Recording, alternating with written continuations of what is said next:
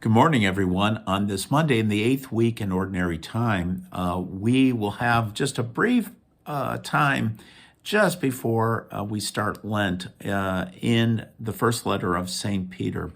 And in this one, we have chapter 1 of 1 Peter, verses 3 through 9.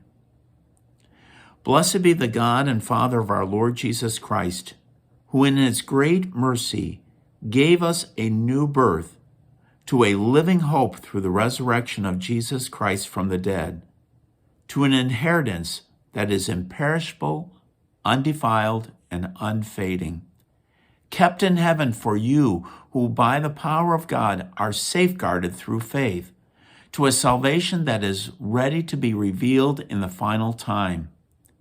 In this you rejoice, although now for a little while you may have to suffer through various trials, so that the genuineness of your faith, more precious than gold, that is perishable, even though tested by fire, may prove to be for the praise, glory, and honor at the revelation of Jesus Christ. Although you have not seen him, you love him. Even though you do not see him now, yet you believe in him. You rejoice with an indescribable and glorious joy as you attain the goal of faith, the salvation of your souls. The word of the Lord. Thanks be to God. This particular passage that is given here, it's called a Berakah in Hebrew.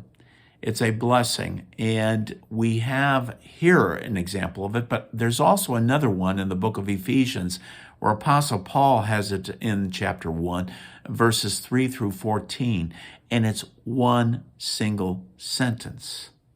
One single sentence. It's almost as if Apostle Paul was in ecstasy. And we have something very similar here in Peter's address to some churches there in Galatia. In Asia Minor area. There was a number of them there.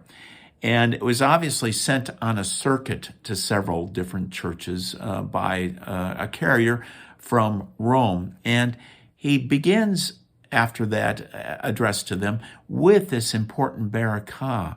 And it's one in which there is constant blessing to God. Now, I'm not going to go through all of it. There's a lot that's here, but just highlight a few of the things that are here. First thing is that you see in here,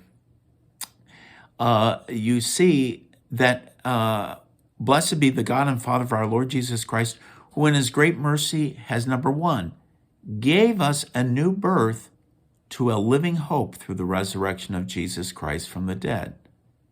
Gave us a new birth. So there is a new identity. We have been brought into a new relationship with God through our baptism.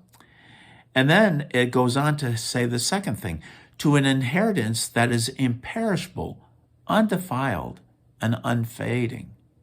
I mean, he uses three words to describe this, basically to say there's absolutely no decay in this. It's firm. It's imperishable. You can't destroy it. And it's kept in heaven for us by the power of God, which is an incredible gift of grace that's given to us. And then he moves on to saying it's done through our faith. And in this faith, we may encounter trials and tribulations. But having those trials and tribulations is not a negative thing. It's actually for genuineness, like gold being put under the fire. It takes out the impurities so that we're purified. And so it's a word of encouragement, even in the midst of what may seem like difficult times. There's a lot in this Berakah that's just giving worth contemplating. And hopefully we, in the midst of whatever we're going through, constantly bless our God. Stay safe, folks. Hopefully we see each other soon. Bye for now.